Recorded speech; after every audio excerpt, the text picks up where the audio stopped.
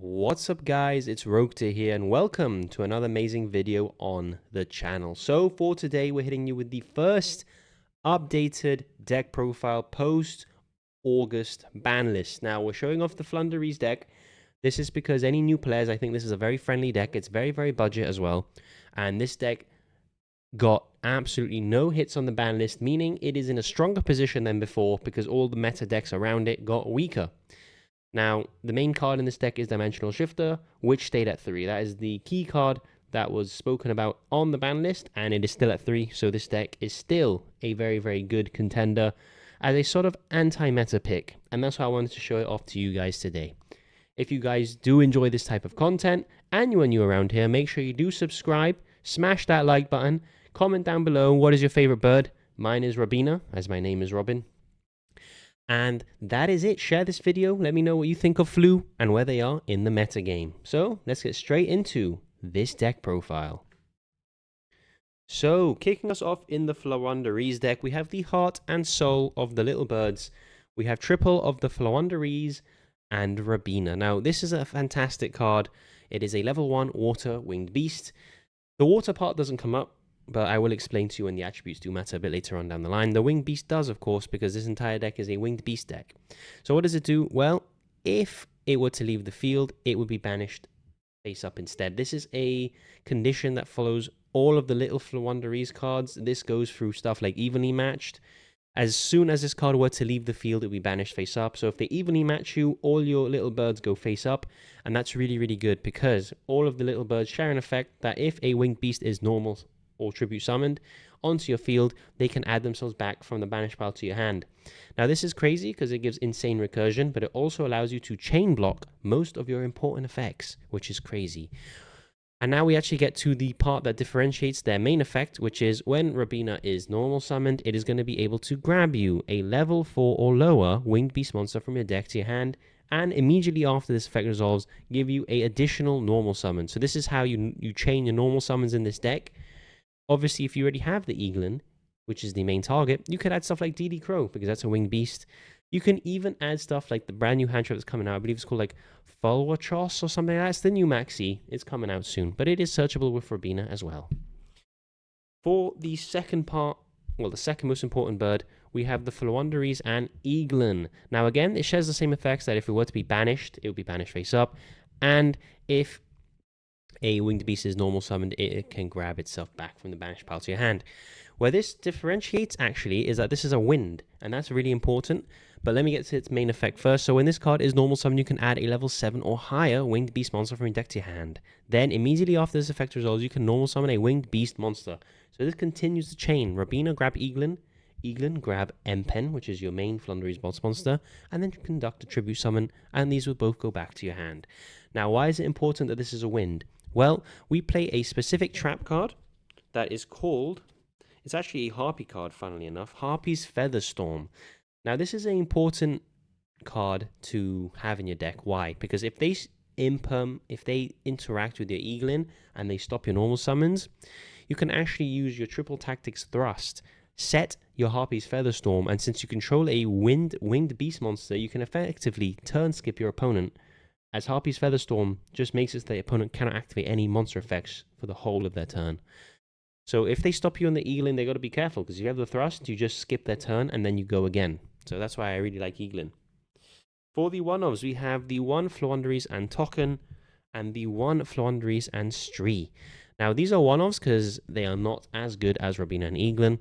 Token actually being able to grab you back a banished Flunderies card. Doesn't have to be monster, can be spells or traps, making the entire deck very grindy.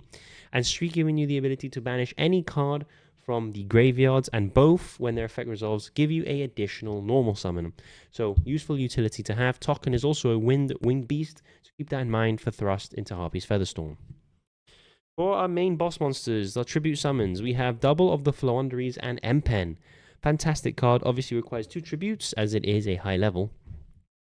And on tribute summon, it's going to be able to add you a Flunderies spell or trap from your deck to your hand, and immediately after this effect resolves, you can normal summon a monster.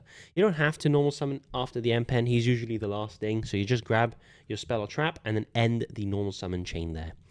Also, he has a fantastic effect of while this tribute summon card is in the monster zone, your opponent cannot activate the effects of special summon monsters they control in attack position. This is a fantastic effect. Why? You may say, yo, they can just special summon monsters in defense, correct?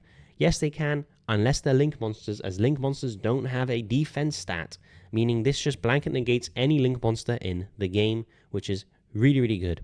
You may think, oh, they'll just be over it first. Well, once per turn, during damage calculation, if this card battles an opponent's monster, quick effect, you can banish a card from your hand, and that opponent's monster becomes half its original attack and defense. So it is huge. You need, I think it's a 5/8 or 5/9 beta to actually get over the M-Pen if he uses the effect. You need a monster with 5,900 attack or more, which is insane. Really, really big guy. And really just the heart and soul of the tribute summon monsters. For other tribute summons, we have Ryza, the Mega Monarch. It's cool that you're able to play Mega Monarch in this deck. This card was bonkers expensive when Floowandereeze just came out. Everything's been reprinted, and Ryza is super, super cheap now. What does it do? Well, this is a very confusing effect, and problem-solving card text, I think, needs to happen on this card. But you can tribute summon this card by tributing one tribute summon monster. If this card is tribute summoned, target one card on the field and one card in either graveyard. Also, if this was tribute summoned by tributing a wind, which 99% of the time it is, you can target an additional card on the field, place the first target on top of the deck, also return the additional target to the hand. So it targets one card on the field in the grave, puts them into the deck, and then targets the third card, which is if you tributed a wind monster, and places that to the hand. Note, you can target your own cards. You can loop cards like the Harpy's Featherstorm. You can loop cards like Dimensional Shifter. You can loop your own cards. It's not just for your opponents, although it is very useful that it has so much sort of removal. You can remove up to 3 of your opponent's cards in one go, which is amazing. And for the last card, we have the Omni Negate. We have the Mist Valley Apex Avian. We need to be careful now because we no longer have Appaloosa, not that Floowandereeze played it anyway. But Nibiru counts normal summons, so we got to be careful. Apex Avian is a once per chain. When a card is or effect is activated, target one Mist Valley card you control, who can be himself, return it to the hand, and if you do, negate and destroy that card, which is fantastic. You can get 2-3 Omni Negates in one turn because you have him in your turn, and then he'll be bounced to your hand when you negate something. You do your normal Floowandereeze combo as you gain additional normal summons from the field spent on your trap. Summon the Apex Avian, negate something again, flip the trap, normal summon the Apex Avian again, and negate something again. So Apex Avian, I think you need to play him in the deck, although sometimes you usually just go for the Rise of the Mega Monarch line instead. That is it for the Winged Beast monsters. There's not that many, to be honest with you. There's how many? 6, 7, 8, 9, 10, 12. 12 monsters in a 40 card deck. That's not too bad, to be honest with you. We also do play hand traps, but we'll get to them when we get to them. Let's go on to the spells, which really do help this deck a ton. We have triple of the Floowandereeze and the Magnificent Map. What a field spell. That's the only thing I can really say about this card. This card is bonkers. During your main phase, you reveal a level 1 Floowandereeze monster in your hand and banish one Floowandereeze card from a different name from the deck. Then immediately after this effect resolves, you normal summon the revealed monster. You don't even need to use your normal summon. You gain an additional one off the field spell. It allows you to place any of your little birds from the deck into the banish pile. You then normal summon your bird, and then you can chain block its effect because you normal summon, triggering that bird to add back to the hand, and now you can normal summon again, which is fantastic. Also, it has a second effect, which is arguably even better. If your opponent normal summons a monster, immediately after this effect resolves, you can normal summon a Floowandereeze monster. That is very, very important because that means during our opponent's turn, we'll be able to do our chains and end with our Mega Monarch, end with our Mist Valley Apex Avian. Allow us to sort of play during our opponent's turn. 3 of, in my opinion, you want to see this card every single hand with a little bird broken. Let's move on to the next supporting spells. Again, such an amazing card. Floowandereeze and the Advent of Adventure. This is a quick play spell, which is very, very relevant, and I'll tell you why in a moment, but you can banish a Winged Beast monster from your hand or face-up field, add a Floowandereeze monster or Floowandereeze field spell from your deck to your hand, then gain 500 life points. So not only is this a rota, it gains you life points, but the fact that it's a quick play rota means that if they hand trap you, let's say Impermanent Impermanence, Effect Veiler, anything of the sorts that targets, you can chain your quick play spell, remove your bird from the field, making their card miss targeting, gain your advantage, and then resolve the bird's effect anyway. Fantastic card. 3 of every single time.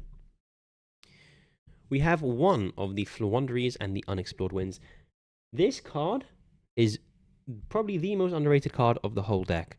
We only play one because it's very searchable, and on its own doesn't do much. We need to be able to tribute summon. But this is crazy. Let me just tell you why. It's a continuous spell, meaning it's going to stay in the field for as long as you need. You can conduct tribute summons that require 2 tributes by sending one monster you control and one card your opponent controls to the graveyard instead of tributing. It is still treated as a tribute summon. Note, this doesn't say monsters.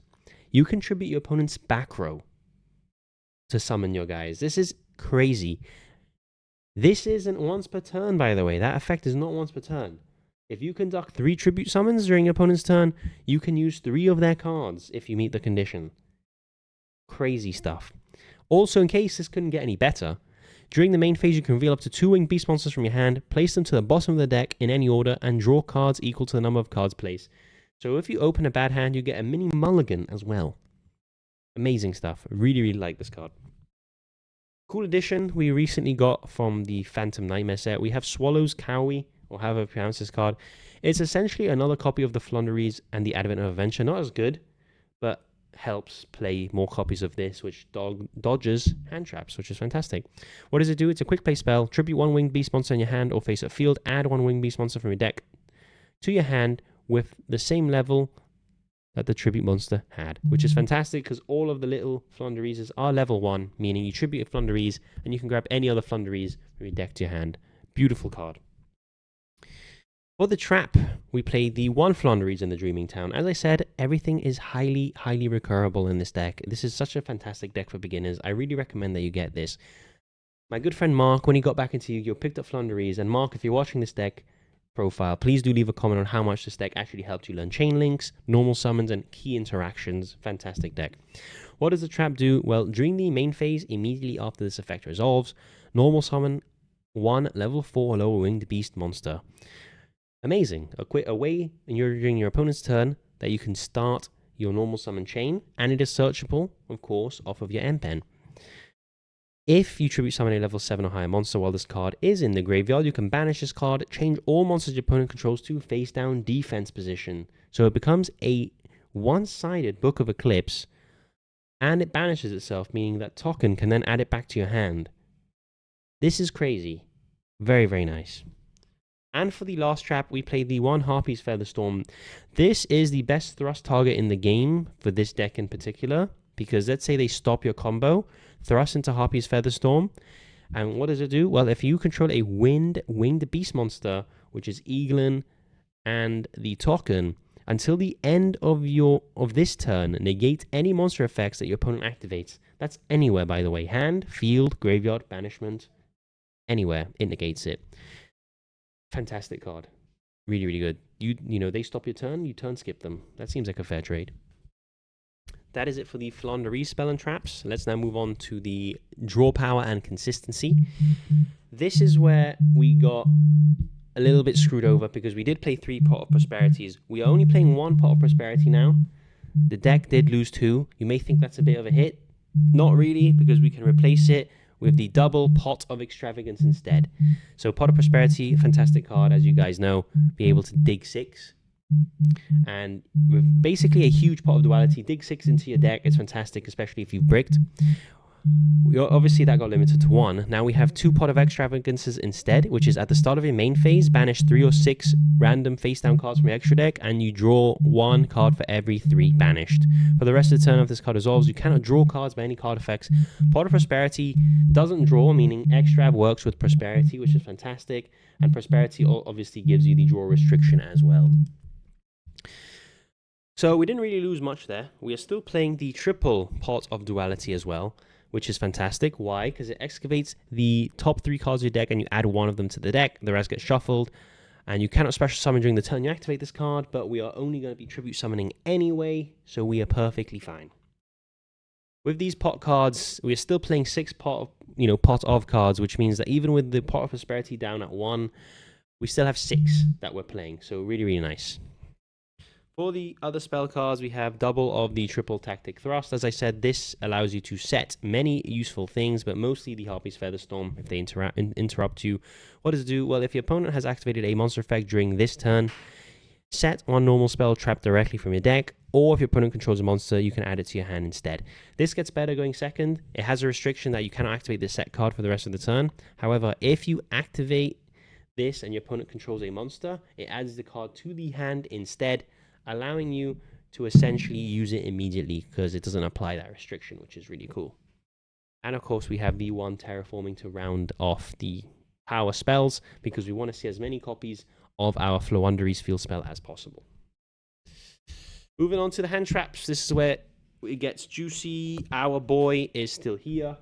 We are playing triple of the Dimension Shifter. Card is a win con on its own. I think if you activate Shifter, Floowandereeze becomes tier 0. It's very, very difficult to beat Floowandereeze under a Shifter. If they don't have Shifter, Floowandereeze is a lot more interruptible and not as powerful. That is why we play 3 Shifter. People saying ban this card. Don't ban this card because we need it for Flu. And they didn't ban it. Thank you, Konami. So we're going to be playing it for another format, it seems. Triple Ash Blossom. Snake Eyes got a hit. We still got to be careful, though, of putting fires in the graveyard. But Ash is just very generic and very good. I'd say Ash hit Branded Fusion, which it still can do, but Branded Fusion got put to 1, meaning we can save our Ashes in the Branded matchup for other impactful cards instead. But it's also very good at hitting the Branded Fusion, of course. And we have the triple of the Infinite Impermanence. This card is fantastic. Not only is it a hand trap, but it does not trigger talents or thrust. Shifter triggers the thrust, but doesn't trigger the talents because you're going to Shifter in the draw phase. Ash, if they play in the main phase, triggers both of them, unfortunately, thrust and talents. Imp don't trigger any because it's not a monster. It's just a trap card. So that's it for the main deck. 40 cards, 9 hand traps, 12 little birds, and a bunch of consistency cards. Let's now move on to the extra deck. So starting off with the extra deck here, we have the one Axis Code Talker. We don't really make this too much. We don't really make any of the extra deck too much, which is why we play the extra. It's fine if we banish all this, but this is just options. Maybe 1 in 20 games, we might go into the Axis Code.